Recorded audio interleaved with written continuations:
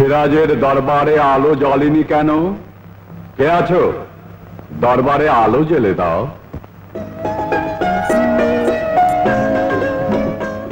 জনাবের অনুমতি না নিয়ে আমি আলো জ্বেলে নিয়ে এসেছি। তুমি? জনাবের সেবাদাসী, নাম লুৎফা বেগম। কিন্তু নবাবের দরবারে আলো জ্বেলেছিল লুৎফা নয়, আলেয়া। আমি আলোর শিখা। মারহাবা মারহাবা মারহাবা। অনেক নাটক হলো, এবার কাজের কথা বলি। বলো বলো। হাসির বিয়ের ব্যাপারে কি ভাবছো?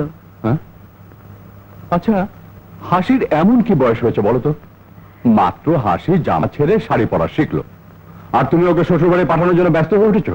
তুমি জানো না, গরিবের মেয়েরা কুড়িতেই বুড়ি হয়ে যায়, আর ধনীর মেয়েরা বুড়িতেও কুড়ি হয়। কথাটা অবশ্য ঠিকই বলেছ। দেখি কাল থেকে না হয় হাসির জন্য পাত্র খোঁজা শুরু করে দেবো। সিরাজ ভাই, সিরাজ ভাই, সিরাজ ভাই।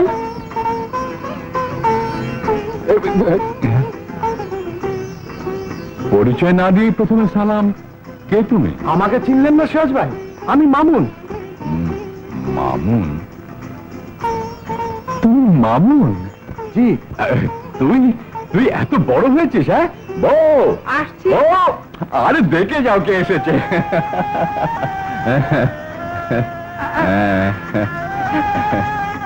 চিনলে না? আহা, আমাদের মামুন। তা কি করে চিনবে? ও তো এখন রীতিমতো সাহেব হয়ে ফিরে এসেছে। আপনার জন্য তো মানুষ হয়ে ফিরে এসেছি সিরাজ ভাই। শুনলে শুনলে বউ, মাস্টারদের জীবনে এই হলো একমাত্র পাওয়া। এটাই আমাদের। সত্যের মূল্যায়ন চিরদিনই হয়। যারা সত্যকে অস্বীকার করে তারা মানুষ নয়, অমানুষ। যেমন আমি সদা মিথ্যে কথা বলি এবং অসৎ পথে চলি, অথচ আমি সমাজে সমাজপতি বলে প্রমাণিত, চিহ্নিত এবং অবস্থিত। সবাই স্বীকার করে, এই আমিও করি। কিন্তু বোনজামাই, এইসব হিসেব দেখছি এই জনসংখ্যার বৃদ্ধির হার কেউ ছাড়িয়ে যাবে। হ্যাঁ, বিন্দু মাত্র সন্দেহ নেই।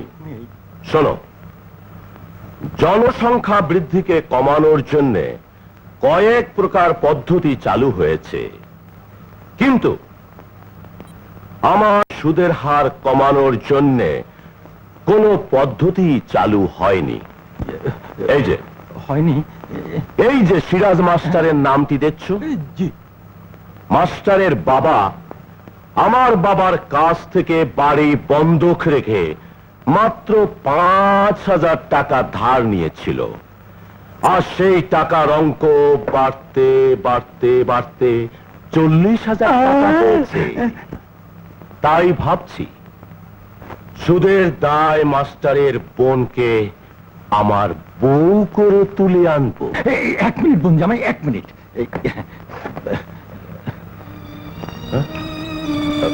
আরে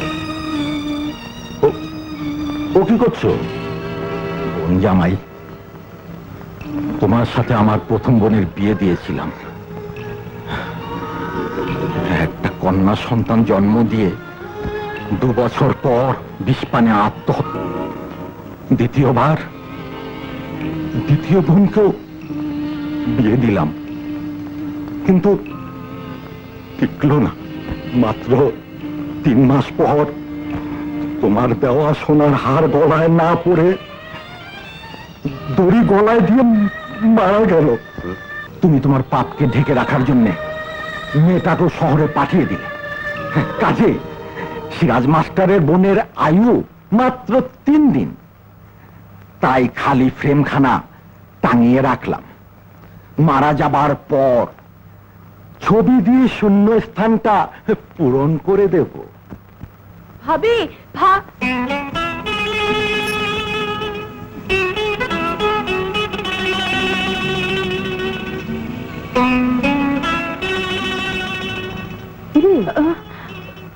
না মানে এই যাচ্ছিস কোথায়? আয় পরিচয় করিয়ে দিই।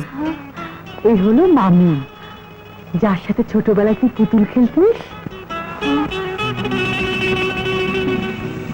ভাবি কিন্তু লজ্জা পেয়েছে। মাটির পুতুল নিয়ে খেলতে খেলতে মানুষ পুতুল সামনে এলে তো লজ্জা পাবে ভাবি।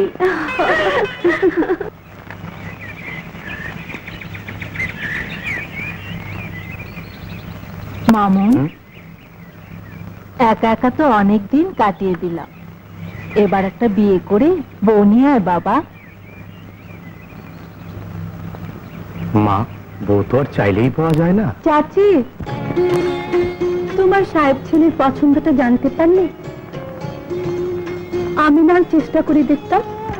মাস্টারের বোন তো, তাই গায়ে পড়ে উপকার করতে ভালোবাসি।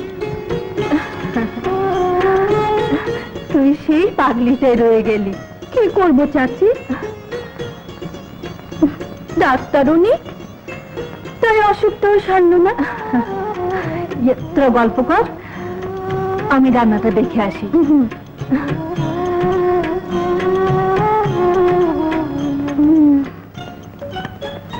সাহেবের পছন্দটা জানতে পারি? হাসি, আমার পছন্দের মেয়ে তো একটি, হ্যাঁ, সে তুমি। এ ক্ষণিকের আবেগ না ভালোবাসা? আবেগ নয় হাসি, এ আমার স্বপ্ন, এ আমার ভালোবাসা। হাসি, খাঁচার ভিতর অচিন পাখি কেমনি আসে যায়।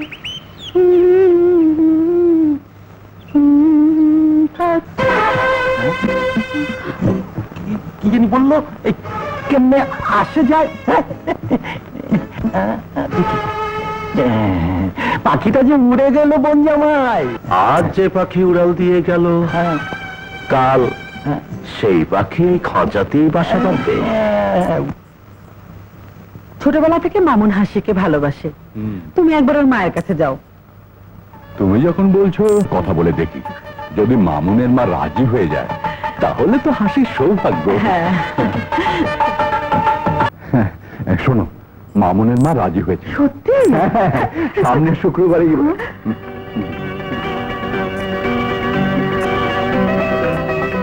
শুনলি, সামনে শুক্রবারে তোকে চিরদিনের মতো বিদায় করছে। তুমি কি করে ভাবলে সে আমার বউ হয়ে গেলে অসুখ কি হবে? কি নেই আমার? তোমার সব আছে শিকদার, শুধু আমার একমাত্র বোন হাসিকে বিয়ে করার যোগ্যতা নেই। সিরাজ, তুমি ভুলে যাচ্ছ কার সামনে দাঁড়িয়ে কথা বলছো। জানি, একটা অমানুষের সামনে দাঁড়িয়ে কথা বলছি, যে শুধু মানুষের জীবন নিয়ে খেলতে চায়। তুমি মাস্টার, ভূগোল হয়তো পড়েছ, কিন্তু ইতিহাস তোমার জানা নেই। ইতিহাসের পাতাটা উল্টে দেখো, সিরাজ মীর জাফরের কাছে মাথা নত করেছিল, তোমাকেও করতে হবে। তাই হাসির বিয়ের আগে যদি আমার পাওনা 40,000 টাকা শোধ না করো, তাহলে বিয়ের পোশাকে হাসি আমার ঘরেই যাবে, মামুনের ঘরে নয়। না, হাসি তোমার ঘরে যাবে না, যাবে আমার ঘরে। সময়ই বলে দেবে হাসি কার ঘরে যাবে।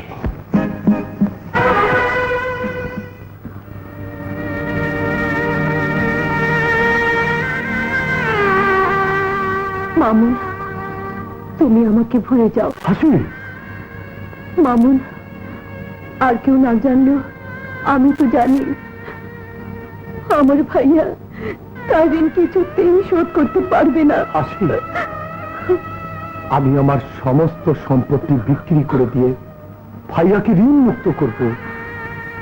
শিক্ষারের টাকা পাই পাই করে বুঝিয়ে দেব।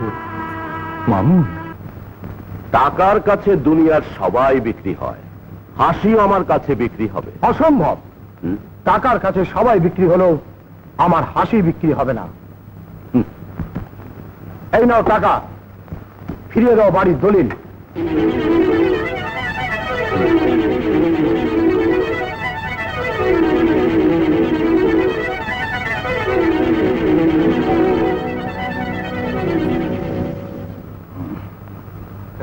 এই যে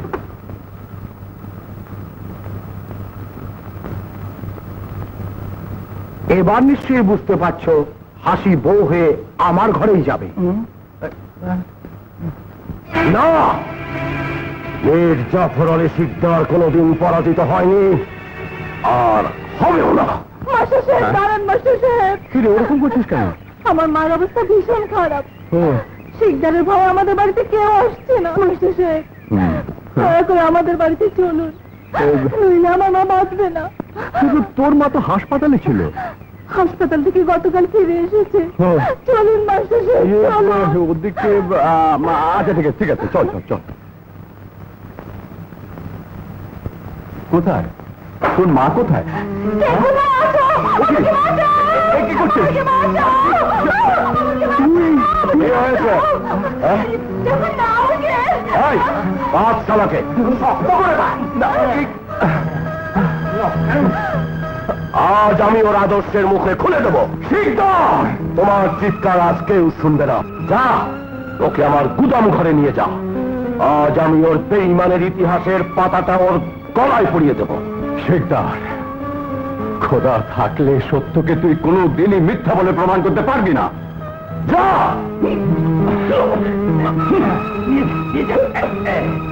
আমি কি করব? যাও, হাসিকে গিয়ে বলবে।